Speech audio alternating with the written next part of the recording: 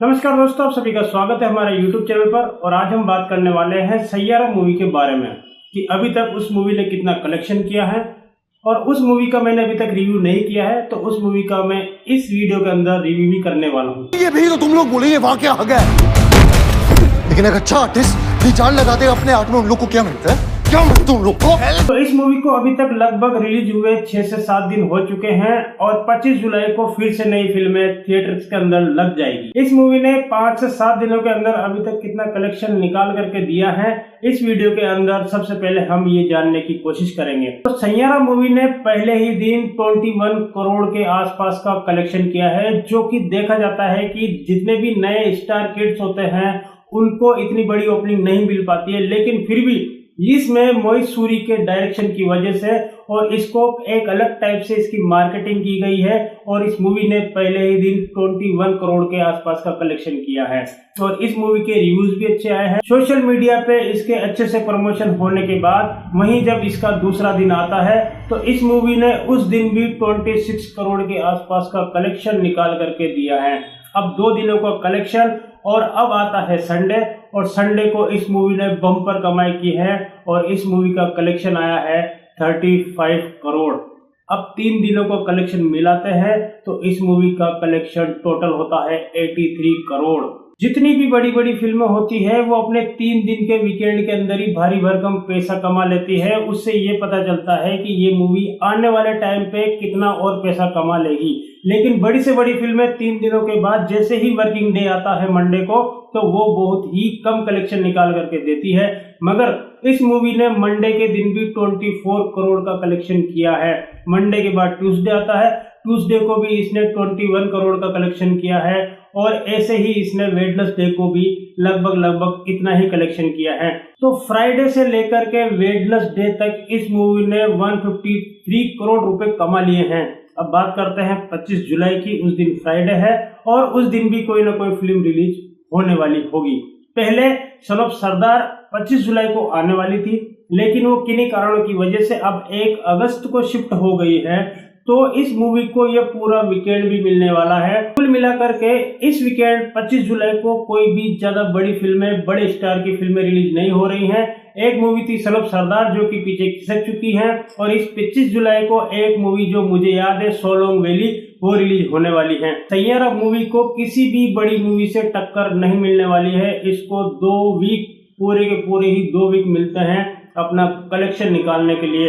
तो अपन अगर इसका कलेक्शन देखें, क्योंकि दिन ब दिन इसका कलेक्शन घट नहीं रहा है, बढ़ रहा है, और इसने अपने इस वीकेंड के अंदर अंदर लगभग इसने 153 करोड़ तो मैंने आपको बताई है। तो ये लगभग 200 करोड़ के आसपास का इसका पूरा वीकेंड होने वाला है और अगला वीकेंड भी इसका पूरा ही चलेगा।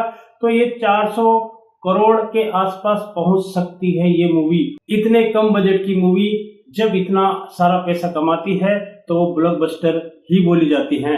और यहाँ पर एक सबसे बड़ी बात ये निकल करके सामने आ रही है कि इस मूवी का कलेक्शन फेक दिखाया जा रहा है, बड़ा चढ़ा करके दिखाया जा रहा है। और जैसे ही इस मूवी का पहले प्रीमियर रखा गया है तो लोग ये भी बता रहे हैं कि वहां पे पेड मार्केटिंग की गई है, जैसे कि लोगों को वहां बुलाया गया है, लड़कियों को बुलाया गया है, उनसे रोने की एक्टिंग करवाई गई है, इंस्टाग्राम पे इस तरीके से धूम मचा दी। यानी कि एक मार्केटिंग फंडा यहाँ पर भी अपनाया गया है जो कि काम कर गया। तो इस टाइप की मार्केटिंग की वजह से जितने भी मूवी लवर्स है उनकी जुबां पर सैयारा मूवी का जिक्र जरूर है। तो चलिए दोस्तों, अब बात करते हैं फिल्म के रिव्यू के बारे में। इस मूवी के अंदर अहान पांडे जो कि चंकी पांडे का भतीजा है और अनित पड्डा जो कि एक एक्ट्रेस है, उन दोनों को इस मूवी के अंदर लॉन्च किया गया है। इस मूवी को उसी डायरेक्टर ने बनाया है जिन्होंने आशिकी 3 और एक विलन जैसी फिल्में बनाई है, जिनका नाम तो आप जानते ही हो, मोहित सूरी। तो आप तो जानते ही हो कि मोहित सूरी ऐसी फिल्में बनाने के लिए मशहूर है और उन्होंने यहाँ पर भी वही छाप छोड़ी है जैसे कि उन्होंने एक विलन बनाई और आशिकी 3 बनाई। मतलब कि उन्होंने अपने हीरो को वैसा ही प्रेजेंट किया जैसा कि आशिकी 3 के अंदर आदित्य राय कपूर को प्रेजेंट किया, जैसे कि वो नशेड़ी है, स्मोकिंग करता है, बदतमीज है और किसी का भी सर पैर तोड़ देता है। और वहीं जब उन्होंने श्रद्धा कपूर को प्रेजेंट किया था कि सीधी सिंपल सी गर्ल है और वो दोनों मिलते हैं, तो यहाँ पर भी अनित पड्डा जो कि वाणी का रोल प्ले कर रही है, वो भी बिल्कुल सीधी सादी और अपना ब्रेकअप करके एक गुमसुम सी जिंदगी जी रही है। इस मूवी के अंदर आहन पांडे ने रोल प्ले किया है क्रश कपूर का, जो कि संगीत की दुनिया में बहुत बड़ा सुपरस्टार बनना चाहता है, ऐसा उसका सपना है। तो अब आप सोच लो कि ऐसी ही कहानी और भी हमने सुन रखी है और इन्हीं डायरेक्टर साहब की जुबान से सुन रखी है। और यहाँ पर वाणी और क्रश जब मिलते हैं तो फर्स्ट हाफ के पहले पहले इनका मिलना रूठना, किस तरीके से इनका ब्रेकअप होता है, वापस जुड़ते हैं, वाणी को क्या बीमारी होती है, इस तरीके से फर्स्ट हाफ के अंदर दिखाया गया है और जो कि बांधे रखता है। मतलब कि जैसे कि आशिकी 3 और एक विलन के अंदर मोहित सूरी ने किस तरीके से दर्शकों को बांधा था, यहाँ पर भी वैसे ही बांधे रखते हैं। मतलब कि उनका डायरेक्शन वैसा का वैसा ही है जैसा कि उन फिल्मों में था और वो फिल्में हिट थी। मतलब कि ये फिल्म भी हिट है, मतलब कि उनका डायरेक्शन अच्छा है। जैसे कि उन फिल्मों में था वैसे ही इस फिल्म को भी बनाया गया है। उनको पता है कि वो फिल्में बहुत पहले आई थी और अब ऐसी फिल्म आना एक बहुत जरूरी है जिसके अंदर लोग बैठ करके रोए और अपने प्यार को याद करें। और वहीं जब इंटरवल के बाद सेकंड हाफ चालू होता है तो अब कहानी तो बचती नहीं है, उनको कुछ ऐसा दिखाना था जिससे लोगों की आंखों में आंसू आए।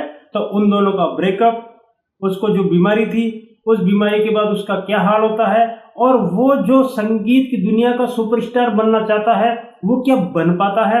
और यही स्टोरी यही क्लाइमेक्स तक पहुंचती है और आपको इसके बाद क्या होता है कि क्रश कपूर संगीत का सुपरस्टार बन पाता है, वाणी का क्या होता है, इसके लिए आपको सिनेमा हॉल तक जाकर के मूवी देखनी पड़ेगी। अब बात करते हैं फिल्म के कलाकारों की।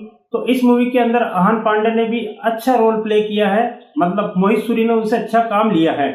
और यही होता है एक अच्छे डायरेक्टर का काम कि वो सड़े गड़े एक्टरों से भी अच्छा काम निकाल सके। वहीं अनित पड्डा ने भी वाणी के रोल को बहुत ही अच्छे से निभाया है और वहां पर जितने भी छोटे बड़े और भी बाकी के कलाकार हैं सभी से मोहित सूरी ने अच्छा काम करवाया है। इस मूवी का स्क्रीन प्ले लिखा है शंकर सदना ने और उनका स्क्रीन प्ले बहुत ही बंधा हुआ है। इस मूवी के डायलॉग लिखे हैं रोहन शंकर ने, उनके डायलॉग्स भी ऐसे है कि याद रह जाते हैं। तो ओवरऑल अगर आप लोग भी प्यार भरी कहानियों को देखना पसंद करते हैं, मोहित सूरी का डायरेक्शन आपको पसंद है और आशिकी 3 जैसी फिल्में पसंद है, तो आप लोगों के लिए मूवी परफेक्ट है। Go and watch. मिलते हैं अगले वीडियो में। जय हिंद दोस्तों।